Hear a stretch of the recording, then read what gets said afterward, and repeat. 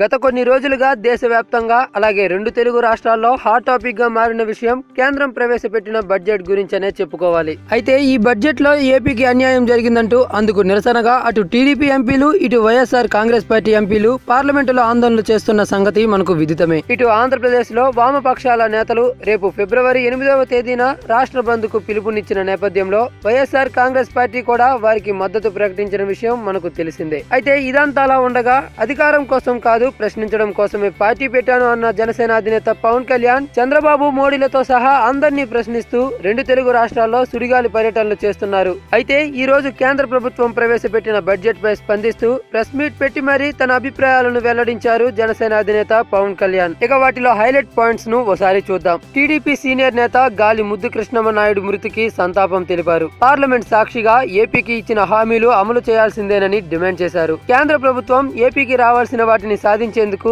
Joint action committee JAC ఏర్పాటు చేయాలని భావిస్తున్నానన్నారు. ఇందులో కాంగ్రెస్ పార్టీ మాజీ ఎంపీ ఉండవల్లి జయప్రకాష్ నారాయణ వంటి వారు ఉండాలి. జేఏసీ ఏర్పాటు కోసం స్వయంగా వెళ్లి వారిని కలవబోతున్నట్లు తెలిపారు. 2014 ఎన్నికల్లో నేను పోటీ చేయకుండా తప్పు చేశాను. పోటీ చేసి ఉంటే చట్ట సభల్లో ప్రశ్నించేందుకు అవకాశం ఉండేదన్నారు. రేపు గురువారం ఆంధ్రప్రదేశ్ లో జరగబోతున్న బంద్ కు శాంతియుతంగా నిరసన తెలిపే విధంగా మద్దతు ప్రకటించారు. జేఏసీ ఆలోచనతో చిరంజీవికి ఎలాంటి సంబంధం లేదని పేర్కొన్నారు. వచ్చే సార్వత్రిక ఎన్నికల్లో ఎవరికి మద్దతు ఇస్తున్నాను, ఎన్ని స్థానాల్లో పోటీ చేయబోతున్నాను అనే విషయాలు ఇప్పుడు మాట్లాడనని అన్నారు. జేఏసీ కమిటీకి అన్ని పొలిటికల్ పార్టీలు మద్దతు ఇవ్వాలని కోరారు జనసేన అధినేత పవన్ కళ్యాణ్. మరి దీనిపై మీ యొక్క అభిప్రాయాల్ని కామెంట్ చేయండి. ఈ వీడియో కనుక నచ్చితే లైక్ చేయండి, అందరికీ రీచ్ అయ్యేలా షేర్ కూడా చేయండి. అలానే ఎప్పటికప్పుడు ఇలాంటి special and interesting and latest political updates ను మీకు అందించే మా ఎస్ క్యూబ్ హంగామా ఛానల్ ను సబ్స్క్రైబ్ చేసుకుని పక్కనే ఉన్న బెల్ సింబల్ ను క్లిక్ చేయడం మాత్రం మర్చిపోకండి.